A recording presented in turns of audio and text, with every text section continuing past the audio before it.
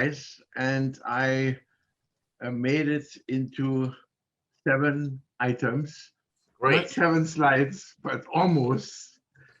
And I was actually a little annoyed, let's say, when systems theorists so quickly talk about the biological analogies and in my opinion miss most.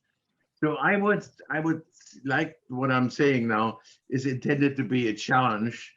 Not that I have solutions to everything, but a challenge, a friendly challenge, and maybe a warning against the claims that one could talk about social systems in in in in whatever terms.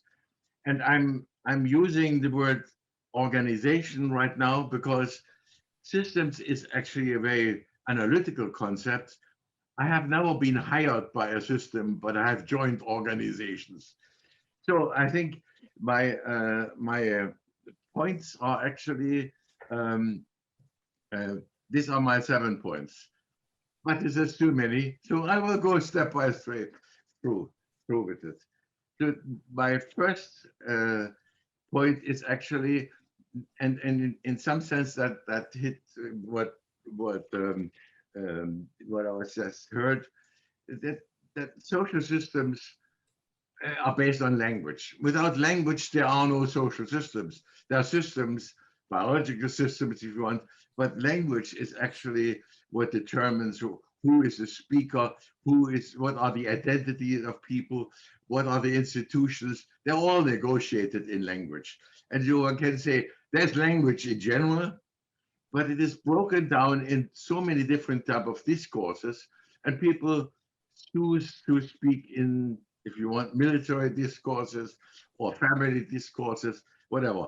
But I think the main point is language is critical. A systems theory of a social systems theory that doesn't deal with language is just not, it's not working. So my second point is that social organizations are abstractions. They don't, they cannot speak and they cannot act. Humans speak, humans speak for themselves, humans speak in the name of an organization, but they can organize themselves if coordinate the activities, but it is they who do it, and the organizations are just abstractions. And so the way I depicted it, and I like sometimes diagrams, this is an organization. And if you think of the people, well, they have to have a concept that they join. They have to have a concept of the organization in which they join. But it is the individuals that members that constitute a system through the language they are using with each other. The third point is that um, that that I think that is most critical, I think, to me, that it is not a deterministic system. People create possibilities for each other to respond. If you ask a question, you give the others the opportunity to choose among answers and get answers. So I think the network of conversations among constituents of social systems is always one of creating possibilities for others to participate, or maybe sometimes constraints. And I think, to me, it's important to realize that this is the source of a requisite variety of any sort of social organization, the fact that one gives, creates possibilities for others. And it's just the way I like to sometimes to visualize it. So if one person just creates possibilities for someone else to create other possibilities, and they create the back. So I think the point, any sort of description or system conception that does not allow or does not account for the possibilities that are offered or generated within the social system is a dead system. So my fourth point is very obvious, and I don't need to spend much time on it, that many of the social systems are not just entirely social, they are mediated by technology.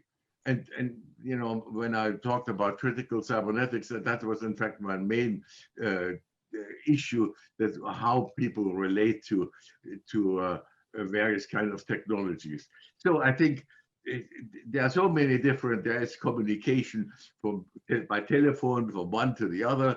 There are computers that are being used for searching, and there's mass communication. But all of it involves technology. So I think any sort of theory of social systems ought to, in some form, take in account of the nature of the technology that makes that system a social system. And the fifth point is actually and that was actually, I was pleased to hear that that was just mentioned, that social systems are not always there. They are intermittent. At some point, right now we are on Zoom. A little bit later, I'm driving a car and I'm on traffic. Then I'm subject to other rules, and police come, maybe stop me, ask for my driver license. That's another system. I'm teaching. It's another system. So I think we are all in members of different systems. There's not a single system. And I think if one talks about a social system theory, they have to be accounted for the fact that social organizations are highly temporary, or if you want, in waiting. Uh, People have a possibility of joining one or the other. So they join one and then they go to another one, become a member of a different one. And so it goes on and on. And they are alive at different points. And then maybe at some point, there's a relationship between those who happen to be simultaneously existing with different kind of people. So I think the notion that a social system or social organization exists is a myth. Exists only temporarily, like for example, a business from 9 to 5, and when the door closes, everyone does something different. Or when a court of law deals with a particular case, when it's over, the judge becomes a father, becomes something else, whatever. So I think if one talks about social systems, one has to really account for the possibility that there are many possibilities, and they are invoked or used for different purposes, either routinely scheduled, like for example, a business from 9 to 5, but not Saturdays and Sundays, or if you want, declaring a war, suddenly an army is created which didn't exist before. And so that is what I think the nature of society or social systems is, that there's a tremendous flexibilities. There are so many options of joining social organizations that don't exist unless called for. So my fifth point is that human beings are not just nailed in one kind of system. So that's a fundamental difference between, for example, biological systems and social systems. In biology, the heart is always at the same place, the liver is always in the same place, they're always connected, always, and there's not, maybe sometimes there's more or less influence, but the point is actually we cross these boundaries all the time as individuals, and we bring with us certain conceptions that allow these organizations to be reconstituted at different times. So that is, I think, fundamental to social systems, that there is a tremendous flexibility as far as individuals is concerned. Now, no doubt, in very few occasions, one is nailed down. If one is in prison for a certain time period, one cannot do very much else. But in the reality of everyone's life, we take so many different roles, we assume different kind of systems, and we constitute or reconstitute the systems whenever appropriate. So I think it's kind of my image. You can go from one system to another, and maybe the systems continue to exist, maybe not. But but this is the kind of flexibility that is typical of social life, of social systems, of individuals that constitute a system. And there are also social systems that can never be reconstituted. And my last point, my 7th point, is what I did earlier, namely critical cybernetics. To me, it enables the critical examination of the causes of systemic pathologies.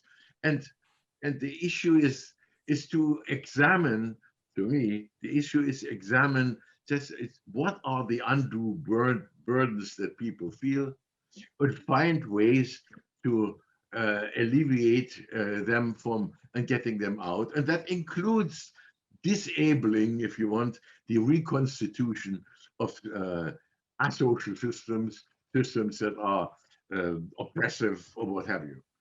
So I think that is all I wanted to say. There are 7 points, and I hope they create at least enough challenge, and I hope that will at least question some of the biological metaphors. Talking about wholes and parts is very nice, and it is also important. But then when one limits it actually to something so small, that's almost not worth to mention it as a social system. We talked about the hospital. At the hospital, yes, there's a manager and there are departments, but this is only a very temporary thing. People move in and out, technology changes, etc., etc. So I think, to me, that there are bigger complexities than what biological conceptions can bring. And the other one is mathematics.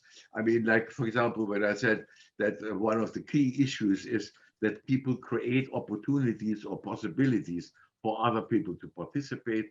This is fundamental to much of social system, that there is an amount of freedom, let's say, conversational possibilities for innovation. And if we ignore this all by kind of mathematical systems which are inherently deterministic, we just leave this out. And so I can't say that I have a solution to this. That is what I hope that maybe at some point in discussions we find. But the point is that we should not be so limited by these very simple, maybe convincing, but maybe it's just too limited kinds of conceptions of systems. And when I hear about system thinkers, well, system thinkers are fine, but they are parts. They ought to be seen as part of the system in which they are, and they ought to be critical. They ought to, in fact, challenge the system that they are be part of. That is my last point. The point number 7. Being a critical cybernetician is someone who is not really buying into everything that is there, but maybe introducing certain kinds of changes. So that is actually all I want to say, and I hope that generates a bit of a discussion. Great. I'm glad I didn't let you go. I insist that you should come even late. There is 7 points, it's your points. That's great. That's great. Now,